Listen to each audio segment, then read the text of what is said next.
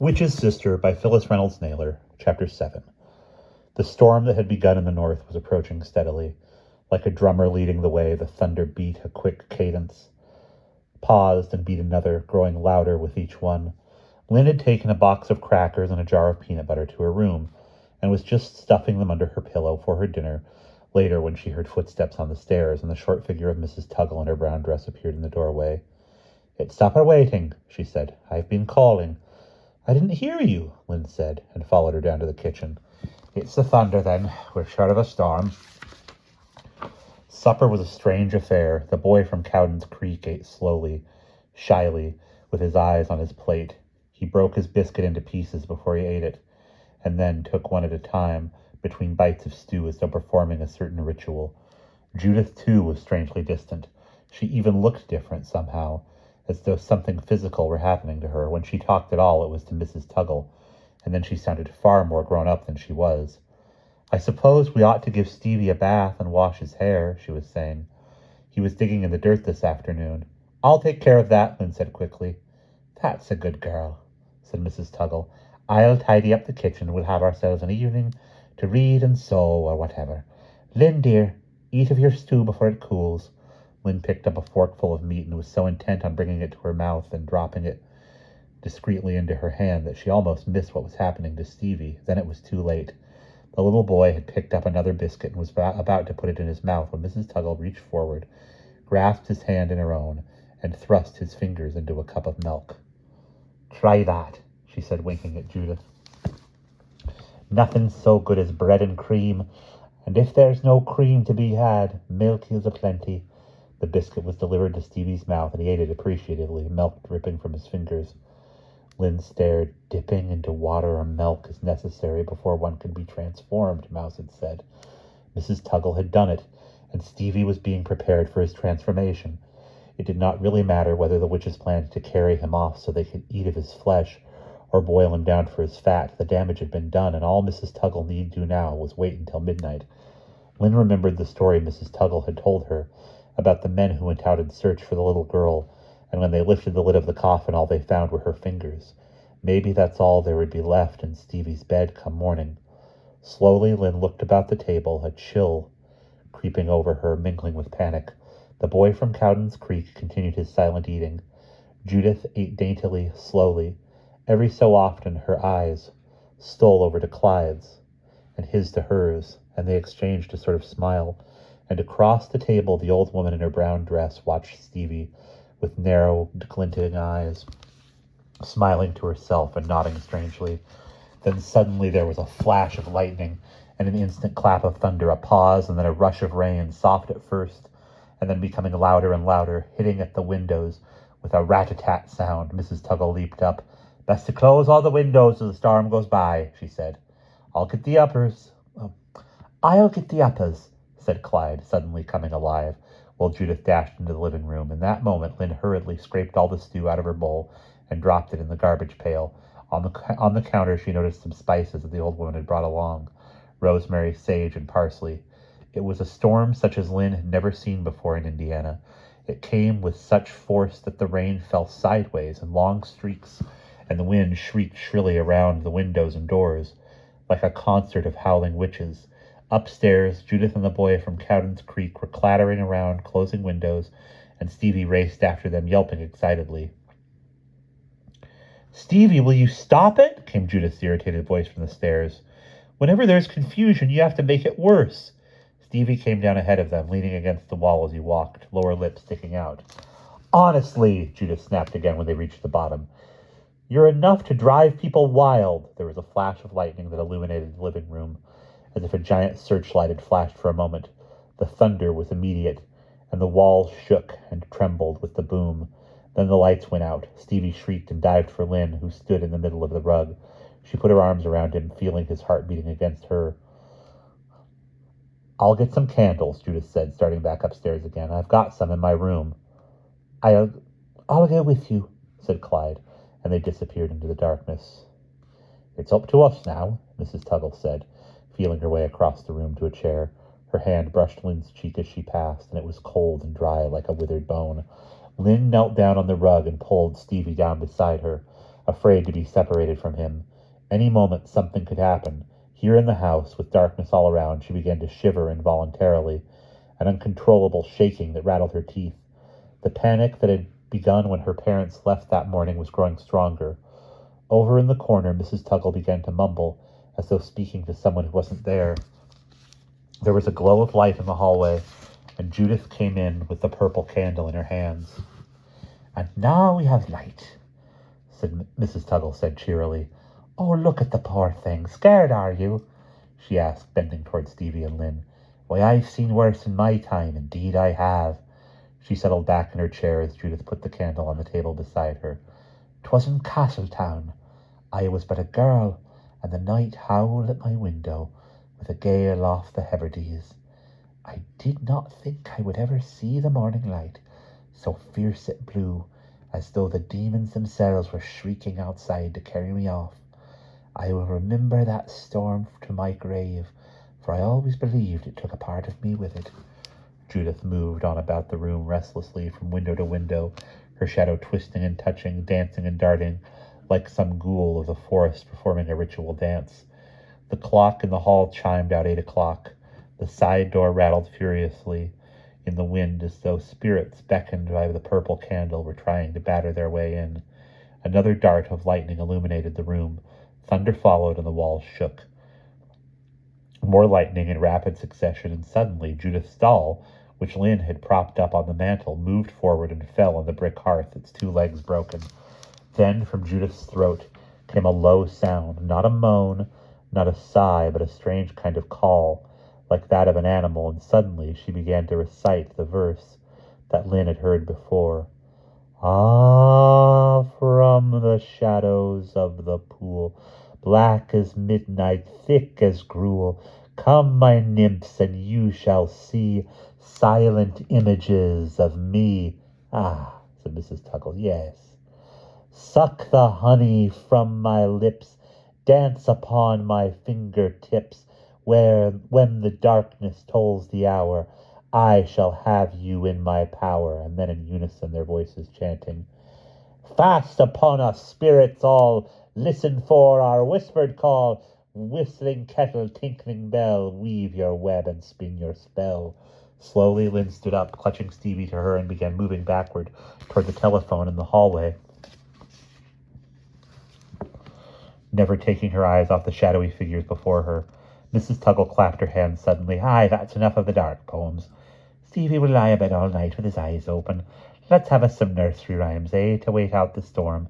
And then clapping her hands in time to her words, she began, "Bat, bat, come under my hat, and I'll give you a slice of bacon. And when I bake, I'll give you a cake, if I am not mistaken. Come on, Stevie, come to Mrs. Tuggle, dear, I'll tell you another. Here comes a candle to light you to bed, and here comes a chopper to chop off your head. Don't like that one, eh?" Holding Stevie tightly by the hand, Lynn edged around the corner of the living room into the hallway. Quickly she searched for the pad by the telephone on which Mother had written her number. The pad was blank. There was no writing on it at all. Panic seized her as she entered the living room again. "Where's the number Mother left by the phone?" she demanded, her voice shaking. No one answered. "Where is the number?" Lynn screamed. "She left it there for me." "Lynn, dear, I'm sure it's around someplace. Best to wait till the lights come on again, and then we'll all look for it," Mrs. Tuggle said. "Maybe the wind blew it about." She was trapped. The trembling began again. Lynn wished desperately that Marjorie were there. What would she do when the awful moment came, and Stevie was being dragged outside on the steps? Run out in the street screaming? Call the police? Attack Judith? What chance did she have against the 3 of them? In the light of the candle, she could see Mrs. Tuggle sitting in the big chair next to the sofa, one hand on Judith's arm, and Judith, sitting next to Clyde, had one hand in his. An intimate coven of witches. Weren't they supposed to be touching to raise the cone of power? Wasn't that something Mouse had read? And then, almost as suddenly as the storm had begun, it ceased. As Lynn listened to the sound of thunder in the distance, like some retreating army, she realized that the rain had quit, and the wind had stopped its shrieking. There was no sound at all now from the outside, but the dim roll of thunder to the south of Cowden's Creek, and the dripping of rain from the eaves. As Mrs. Tuggle lit more candles and placed them around the rooms, she seemed like a harmless old lady going about her work, and Lynn felt suddenly tired from the tension. I'm going to give Stevie a bath and get him to bed, she said, picking up one of the candles. Have a good night, lad. Mrs. Tuggle said to Stevie, It's good the wind is quieting now. Slowly, Lynn ascended the stairs to the second floor, the shadows edging along beside her, her legs weak. She set the candle on the sink and ran hot water into the tub, hoping Stevie would not notice how her hands were shaking. When will the lights come on, Lynn? Stevie asked as Lynn rubbed shampoo into his hair. Pretty soon, I imagine. We'll probably all go to bed early. Things will be okay in the morning. She knew it was a lie. When Stevie was in his pajamas, Lynn picked up the candle again and tucked him in bed. Then she crouched down on the floor beside him. Listen, Stevie, if anyone comes to your room during the night, you call me as loud as you can. I'll be awake. How will I know if they come in if I'm asleep? He asked. They might try to pick you up or wake you or take you somewhere. If anybody does, you call. Downstairs, Mrs. Tuggle met Lynn in the hall. I just called the power company, she said. The lights won't be on till morning. The same it is. I guess I'll be doing dishes by candlelight. It's been many a year since I've done that. What a story we'll have for Mrs. Morley, eh? At least the phone is working. She went on past Lynn with her lighted candle, and the small flame of light made her shadow even more grotesque. The phone rang and Lynn answered. Lynn, came Mouse's voice, are you still there? Barely. Can you talk? Is anyone listening?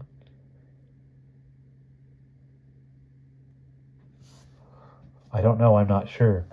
Listen, do you want me to come over and stay all night? Yes, oh please, please, suddenly Judith faced her in the hall. Marjorie can't stay over, Judith said.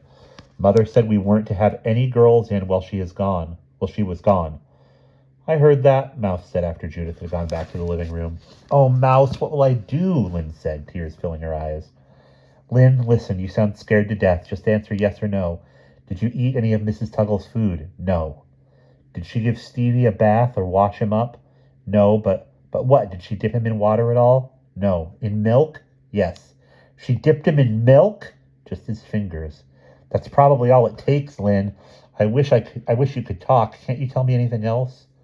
Judith sitting right around the corner, Lynn whispered. Do you think something's going to happen? I'm sure of it. To Stevie? Yes. Oh, Lynn, is there anything I can do? Call the police? What can we say? Who would believe us? Listen, Mouse, are your lights on yet? There was silence for a moment. Then the chills raced through her again as she heard Marjorie say, Why, sure, they were never out. By the time the storm had passed, night had gathered, and the sky stayed dark. Stevie was soon fast asleep in his bedroom on the second floor. Lynn had considered putting him on her own bed, but they would all ask why. If she kept her door open, however, she could look down the stairs into the hall below and see part of Stevie's doorway. She would stay up all night and keep an ear out for footsteps below. Just as Mrs. Tuggle said they would, the lights stayed off. The old woman clattered about the kitchen, trying to get the dishes done, and Judith and Clyde sat on the sofa with a purple candle, examining a large chart of the stars that Clyde had brought along. From the shadows in the hallway, Lynn watched the strange boy who seemed to know so much about the stars and comets and interplanetary communication. About everything else, he seemed tongue-tied, but sitting alone with Judith discussing Mars or Venus, he talked on and on. They were talking so softly that Lynn could scarcely hear, and she had just started out to the kitchen when she heard Judith saying, I feel sorry for Stevie. I was so cross.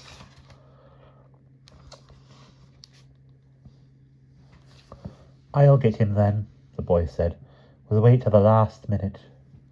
Lynn stood as though nailed to the floor. Judith was balking, so the warlock was going to get Stevie. It was definite. She pressed herself against the wall, all her efforts straining to hear. But the conversation had changed. Did we really get signals from someone in outer space? Judith was saying. The instrument picked up the signals, but we're still not sure what caused them. I hope there's life out there somewhere, Judith said, and Lynn noticed the strange sing-song quality that crept into her voice whenever she talked with Clyde. I'd like to find out that there's a soul in everything, and a person could communicate with rocks and flowers and birds someday. Some people swear they can talk to them now, the boy told her. I know, I can. Honestly, sometimes flowers lean toward me when I talk to them, as though they're really listening. And tadpoles, the boy smiled at Judith. You're a witch. he said, and Judith smiled back. Lynn went out to the kitchen, very sure of herself now. I'll help put the dishes away. And then gasped, for Mrs. Tuggle had just poured a spoonful of salt into a glass of water and was drinking it down. They rub their bodies with parsley and belladonna, slack their thirst with salt, and are partial to the meat of babies and young children. The woman turned, her face strangely shriveled. The candle cast deep shadows on her chin and under her eyes, and she looked like some old crone raised up from an age long past, looking about her beady eyes. She caught Lynn's expression. Just adding a mite of salt to my water, dear. Keeps the body balanced. You know, when the weather's hot. Lynn said nothing. She must stay calm, very calm, and watch everything that went on. "'Twas a strange storm we had," Mrs. Tuggle went on, wiping the last of the plates and setting them on the shelf. "I wonder it didn't take the roof off our heads." "The porch is pretty wet," Lynn observed. "Is your grandson going to sleep out there?" "He'll make do somewhere. On the rug, perhaps. No need to worry." Lynn put the pots and pans away. "How long is Clyde staying with you, Mrs. Tuggle?" "He goes back tomorrow. I'll put him on the bus myself at 2:00. Oh, how beautifully they had it planned. Of course, the boy would be gone by the time the Morleys came back, and Mrs. Tuggle would say he had gone back to Michigan.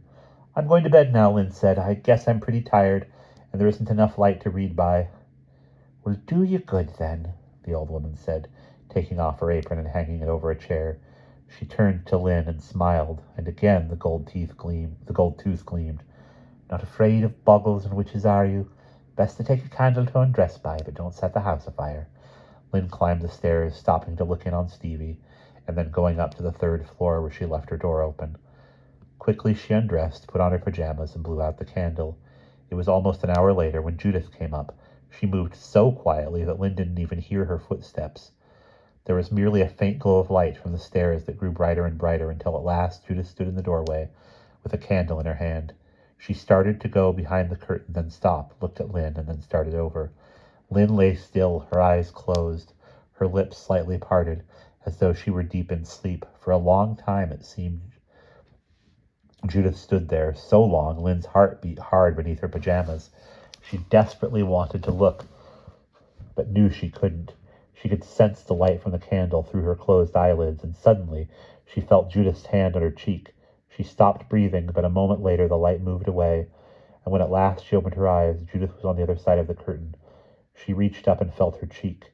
The scratches Judith had made that morning had now risen up in welts, and the X mark was clearly defined. When Judith's bed spring squeaked and the candle went out, Lynn sat up quietly. She wanted to be fully alert and awake for the least little sound, the smallest flicker of light. She looked at her clock in the darkness. The illuminated hands showed 10:15. Midnight was a long way off. From the other side of the curtain came the tinkling of a bell, the chimes in a summer breeze, followed by a rush of wind in the Arctic above. Lynn hugged herself with her arms to stop the shaking and waited. She leaned against the wall and tried to think of all the poetry she knew in an effort to stay awake. After that, she did the multiplication tables and then the names, addresses, and birthdays of all her relatives. It was only 20 of 11 when she ran out of things to remember. She sprawled on the bed again and tried to think how it had been before the witching began, when she and Judith had made doll clothes together.